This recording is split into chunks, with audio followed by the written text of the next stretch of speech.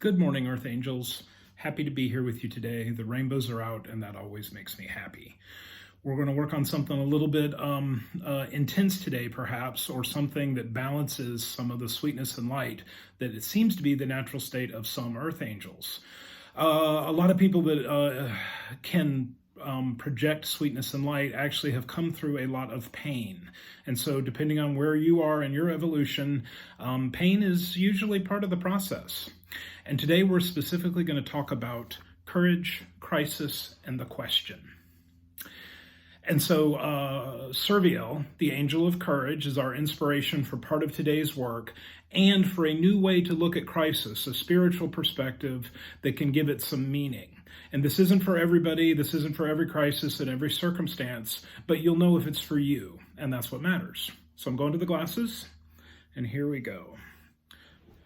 From Serviel. Crisis results when you are unwilling to change toward the natural flow of growth. When change is obstructed by old patterns based on false conclusions, and you do not have the inner strength to let go of them voluntarily, crisis comes to your aid. Yay! The intensity of a crisis is directly proportional to your obstruction. Resisting the change that is trying to take place increases your suffering. Expand your awareness to the smallest events in your life, seeking their deepest meaning. You will be amazed at how much you have ignored in the past. What don't you want to see? What are you not willing to change? If you face issues when they are small and take necessary action, crisis will not be necessary. Depending on where you are at your spiritual evolution, particularly if you're, quote, advanced, and welcome and thank you and we love you and we need you and hold space for all of us.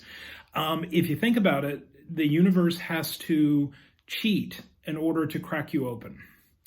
And so the universe can crack open and a closed being, a closed system, a system that's new on the path very easily. The farther you are in your authenticity, the farther you are in your spiritual development, you'll notice that the universe has to cheat. It's got to be pretty bad things and 2 or 3 of them all hitting at the same time in order to really pry you open and get you to that place of vulnerability and get you to that place where you can sometimes do some authentic work and say, okay, what really needs to go?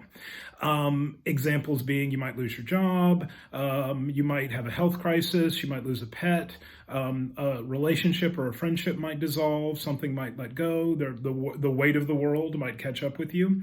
And if you're in the dynamic that I'm talking about, then you get to look at, all right, what do I need to let go of? What illusions am I under that I get to release?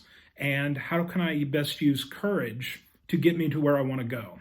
Because it's great to have courage, and often just invoking Serviel or invoking courage in a circumstance can get the pain off of you for a brief moment, or sometimes for an hour, or sometimes a day.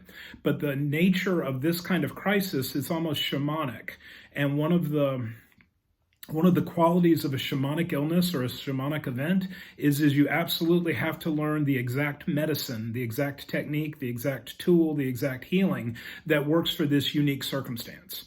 And so if you're in a spot where your crises are unique, then the old tools, that your tried and true tools, may not work at all.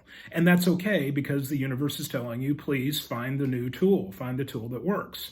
So you're in a crisis, you've invoked Serviel, you've got some courage, that gives you a little bit of space for clarity. And then you can bring in your observer, you can bring in your guides, and you can start, and that leads us to the question. And so holding the question, just like what am I missing? What do I need to change? What's blocking? Those questions, if you give yourself a time to listen, if you can survive the storm that's going on around you enough to get the message, then miracles can happen. And that's what we're looking for. The other type of holding the question is a little bit broader, and it's one that's a little probably better to use or equally valuable to use when you're not in a crisis. And this is if you have an authentic spiritual question. If you ask a good question, some of my favorites are, what heals this? What is it that I need to hear? And what is my best course of action in this circumstance?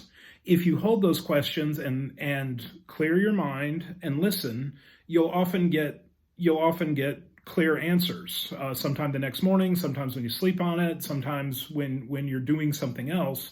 But you have to unplug your left brain, or at least I have to unplug my left brain in order to hear the new, the thing that's not my thought, but it's the inspiration of either the angels or the universe.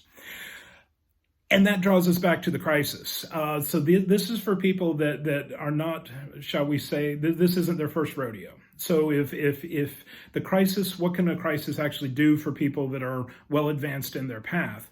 It shows me what are my patterns, what are the lessons, where is my development point, what work is it I'm supposed to be doing, and or am I setting my clear boundaries? Is there all of the stuff that we've already discussed?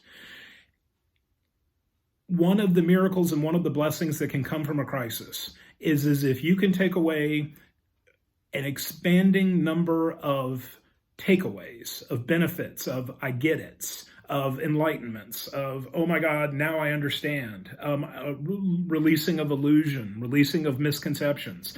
Part of being human, and as an earth angel, you're human, is you're going to be mistaken. And part of being mistaken is to just not trust what we think as fully and as completely, and to be aware, okay, I need to reevaluate. Crisis is here. Thank you. What is it teaching me? What is it telling me about myself? How can I be better? How can I be clearer? How can I understand my personal truth or the truth of the world a little better to release programming? Awesome. Okay. So just to finish that thought, if you're truly in a blessed spot, you're truly in the flow of the angels, if when crisis comes, either in a day, a week, or a season, you can look back on it and you can make a gratitude list. It's like, all right, this taught me, I was putting my energy into things that I shouldn't be. I was mistaken. I was sometimes just flat out wrong. And whatever that looks like, gratitude. Thank you. Peace.